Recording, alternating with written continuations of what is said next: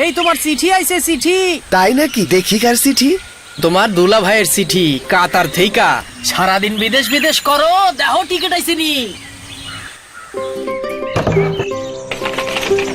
প্রিয় শ্যালক বাহাদুর, পত্রের শুরুতে আমার দোয়া রইল। আশা করি আল্লাহর অশেষ রহমতে সহি সালামতে আছো। আব্বা এবং আম্মারে আমার সালাম পৌঁছাইবা। পর সমাচার এই যে 3 দশক আগে তোমার আফার মারফতে জানতে পারলাম তুমি নাকি বিদেশে যাইবার জন্য খুব উইঠা পইরা লাগছো। এই নিয়ে তোমার আফারে বেশ পেরেশান মনে হইল। আমাদের দেশে তো ভুয়া দালাল আর বাটপারের কোনো অভাব নাই। সবকিছু ঠিকঠাক না যায় না, একবার এদের খপ্পরে পড়লে শেষে টাকা পয়সা ভিটা মাটি সব হারায়া একেবারে পথে বৈশা পড়তে হইব। তাই তোমার আফা আমারে কইল বিদেশ যাবার উপায় সম্পর্কে ভালো মন্দ জানায়া তোমার একখান চিঠি দিতে। ভাই বাহাদুর, চাকরি নিয়ে বিদেশে যাবার আগে একটা জরুরি কাজ হইল মানসিক প্রস্তুতি। মানসিক প্রস্তুতি মানে সঠিক সিদ্ধান্ত নিতে মনকে প্রস্তুত করা। তুমি আসলে কোন দেশে যাইতে চাও, সেই দেশে কাজের পরিবেশ কেমন, চাকরির বেতন ও অন্যান্য সুযোগ সুবিধা কেমন। অবশ্যই তুমি তোমার বাড়ির কাছে জেলা কর্মসংস্থান ও জনশক্তি অফিসে যোগাযোগ করবা। সেখানে এ বিষয়ে দরকারি অনেক তথ্য পাইবা। মনে রাখবা, মানসিক প্রস্তুতির পাশাপাশি টাকা পয়সার বন্দোবস্ত করাটাও সমানভাবে জরুরি। এ বিষয়ে পরিবারের মুরব্বীদের সাথে আগে ভাগেই আলাপ আলোচনা করবা। আয় ও ব্যয়ের হিসাব করবা। বিদেশে চাকরি করতে যাওয়া লাভজনক হইব কিনা সেইটাও ভাইবা দেখবা। বাহাদুর, দেশে অনেক ভুয়া দালাল আছে যারা তোমারে নানা লোভ দেখায়া অবৈধ পথে বিদেশ নিতে চাইব। কিন্তু সাবধান, এদের পাল্লায় কখনো পড়বা না। দালালের কাছে দিলে জাল পাসপোর্ট ধরাইয়া দিতে পারে। তখন মাথা চাপড়ানো ছাড়া কিন্তু আর কিছুই করার থাকবে না। এরা পদে পদে তোমারে বিপদে ফেলবো। তোমার পাশের গ্রামের সবুজের কথা মনে আছে? ওই যে যার বিদেশ যাবার সময় মরার দশা হয়েছিল, অবৈধ পথে মালয়েশিয়া যাইবার সময় সে পুলিশের হাতে ধরা পড়ল। বেচারা তো শুনছি এখনো মালয়েশিয়ায় জেল খাটতাছে। দালালের মারফতে না গিয়া নিজে কাগজপত্র জমা দিয়া পাসপোর্ট করবা। তাই সবচেয়ে বুদ্ধিমানের কাজ হইল অন্য কারোর উপর নির্ভর না কইরা নিজের কাজগুলা নিজেই করা। নিজে করলে হয়তো একটু পরিশ্রম হয়, কিন্তু কাজটা ঠিকভাবে হয়, ফলে নিশ্চিন্ত থাকা যায়।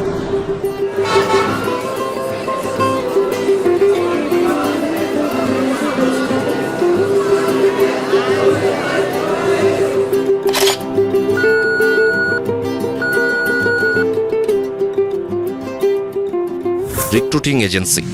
রিক্রুটিং এজেন্সি হইল যারা তোমার জন্য বিদেশে চাকরির ব্যবস্থা করবে। কোনো এজেন্সিতে যাওয়ার আগে সেইটা বাংলাদেশ সরকার দ্বারা অনুমোদিত কিনা তা ভালোভাবে যাচাই করে নিবা। ভাই, আপনাদের কাছে কি পত্রিকায় ছাপানো সরকার অনুমোদিত বৈদেশিক কর্মসংস্থান চাহিদাপত্রটি আছে? সঠিক এজেন্সির কাছে অবশ্যই পত্রিকায় ছাপানো বৈদেশিক কর্মসংস্থান চাহিদাপত্র থাকিবে। তারপর কোনো কারণে যদি তোমার সন্দেহ হয়, তাহলে প্রবাসী কল্যাণ ও কর্মসংস্থান মন্ত্রণালয় অথবা জনশক্তি কর্মসংস্থান ও প্রশিক্ষণ ব্যুরোর সাথে যোগাযোগ করবা। কাজের প্রশিক্ষণ নেয়া। ভাই বাহাদুর, আমি নিজের অভিজ্ঞতা থেকে বলতেছি, বিদেশে দক্ষ কর্মীরা অন্যদের চেয়ে বেশি বেতন পায়, তাদের চাহিদাও থাকে বেশি। বিদেশে যাওয়ার আগে তাই ট্রেনিং নেয়া খুবই জরুরি। এই ধরনের ট্রেনিংয়ের জন্য তুমি তোমার জেলার যে কারিগরি প্রশিক্ষণ কেন্দ্র আছে সেইখানে যোগাযোগ করতে পারো। স্বাস্থ্য পরীক্ষা। বিদেশ যাওয়ার আগে তোমার শরীরে কোনো রোগ বালাই আছে কি না তা নানা রকম ডাক্তারি পরীক্ষা কইরা দেখা হইব।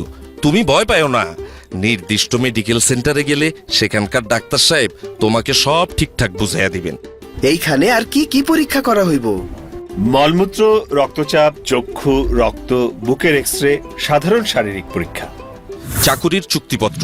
এইবার শোনো সব থেকে জরুরি বিষয়, সেইটা হইল চাকুরির চুক্তিপত্র। কিছু জিনিস অবশ্যই এই চুক্তিপত্রে থাকতে হইব।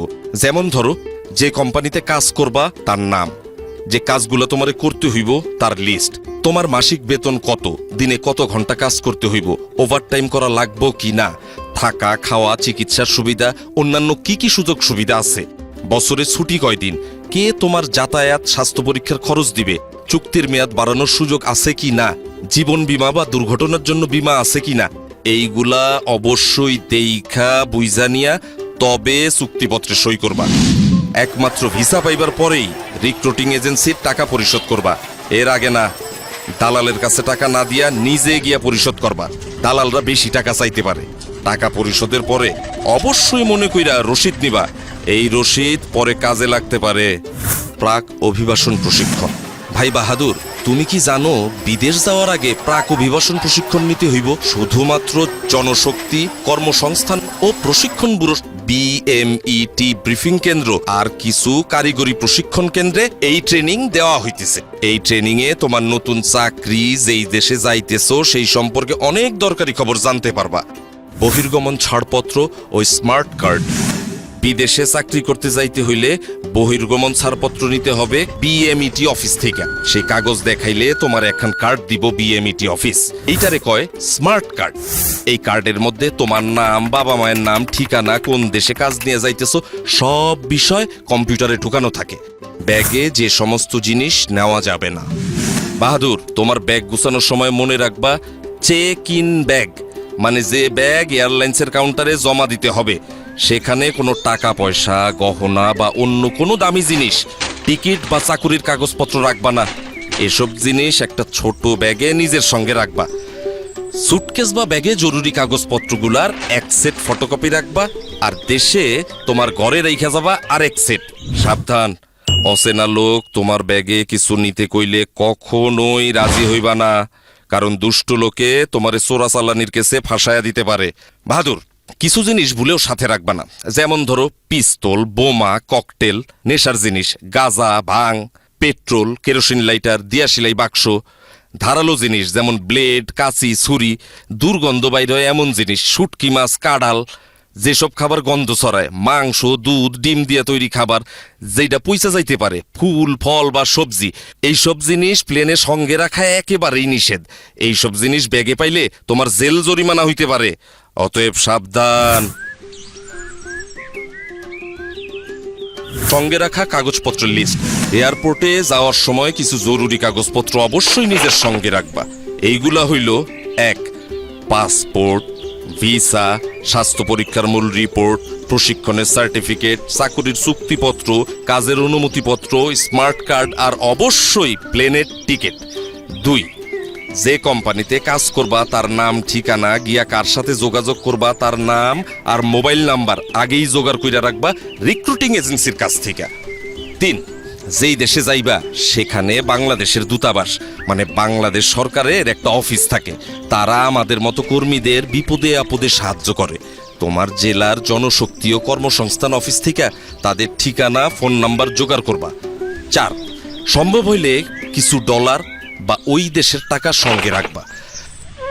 আমি জানি বাহাদুর, আপনজন ছাইরা বিদেশ যাওয়াটা কেমন কষ্টের, তাই মনকে সব সময় শক্ত রাখবা।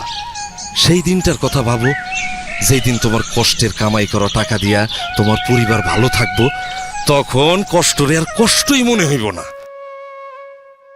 সিকিউরিটি চেকিং এবং কাস্টমস চেক। অবশ্যই এয়ারপোর্টে তোমার প্লেন যেই সময় ছাড়বো তার 3 ঘন্টা আগে হাজির থাকবা। এয়ারপোর্টের ভেতরে ঢোকার পর তোমার সব ব্যাগ স্ক্যানিং মেশিন দিয়ে চেক করা হইব। ব্যাগে কোনো বিপজ্জনক জিনিস আছে কিনা তা পরীক্ষা করে দেখা এয়ারপোর্টের সিকিউরিটি অফিসার তোমার শরীরও চেক করব। তুমি ঘাবড়ায়ও না কিন্তু। Check in. চেক হয়ে গেলে তোমার নিজের এয়ারলাইন্সের কাউন্টার খুঁজা বাইর কইরা লাইনে গিয়া দাঁড়াবা। তোমার সিরিয়াল আসলে পরে কাউন্টারে টিকিট ও পাসপোর্ট দেখাইবা। ছোট ব্যাগটা নিজের কাছে রাইখা বাকি ব্যাগ কাউন্টারে দিয়া দিবা। কাউন্টারের লোক স্টিকার লাগায়া তোমার বড় ব্যাগটা নিয়ে যাবে। ব্যাগে স্টিকার লাগানো হয়ে গেলে মনে কইরা বোর্ডিং কার্ডটা নিবা। এই কার্ডে তোমার প্লেনের সিট নাম্বার লেখা থাকবে। এয়ারপোর্টের দেয়ালে লাগানো বড় টেলিভিশনে নজর রাখবা। সেখানে তোমার প্লেন ছাড়ার সময় আর কোন গেট দিয়ে প্লেনে উঠবা তা লেখা থাকবে। টেলিভিশনের স্ক্রিনের সাথে ফ্লাইট নাম্বার, গেটের নম্বর মিলে আনিবা। বিমানবন্দরের আনুষ্ঠানিকতা। টিকিটের সাথে যে এম্বার্কেশন কার্ড, মানে যে ফর্মটা দেয়া হয়েছিল তা মন দিয়ে পূরণ করবা। ইমিগ্রেশনের বাইরের এলাকায় একটা কাউন্টার আছে, এরে কয় প্রবাসী কল্যাণ ডেস্ক। এইখানে যারা বিদেশে চাকরি করতে যায় তাদের সাহায্য করা হয়। দরকার হইলে ডেস্কের অফিসার তোমার এম্বার্কেশন কার্ড পূরণে সাহায্য করবে। ইমিগ্রেশনের গেটের ভিতরে আর একটা প্রবাসী কল্যাণ ডেস্ক পাইবা। ওইখানে স্মার্ট কার্ড দেখা আঙ্গুলের ছাপ যাচাই কইরা তোমার এম্বার্কেশন কার্ডের উল্টা পাশে সিল দিবে। এরপরে তুমি যাইবা ইমিগ্রেশন কাউন্টারে। এইখানে ইমিগ্রেশন অফিসারের কাছে তোমার পাসপোর্ট, ছাড়পত্র, ভিসা, পূরণ করা এম্বার্কেশন কার্ড জমা দিবা। ইমিগ্রেশন অফিসার তোমার কিছু প্রশ্ন করতে পারে, ভয় না পায়া সব প্রশ্নের উত্তর দিবা। আপনার বাবার নাম কি? মোহাম্মদ আলী আকবর। বিদেশে কেন যাচ্ছেন? চাকুরি করতে যাইতেছি, ওয়েল্ডিং এর কাজ। কম্পিউটারে রেকর্ড রাখার জন্য ওনারা তোমার ছবি তুলতে পারে, এতেও ঘাবড়ানোর কিছু নাই। সব কাগজপত্র ঠিক থাকলে তোমার পাসপোর্টে উনি সিল দিয়া বিদেশে যাওয়ার অনুমতি দিয়া দিবেন। এরপর টেলিভিশন দেখা নিয়া তোমার প্লেনের অন্য যাত্রীরা যেই জায়গায় বসছে সেইখানে গিয়া বসবা। বিমানে বোর্ডিং।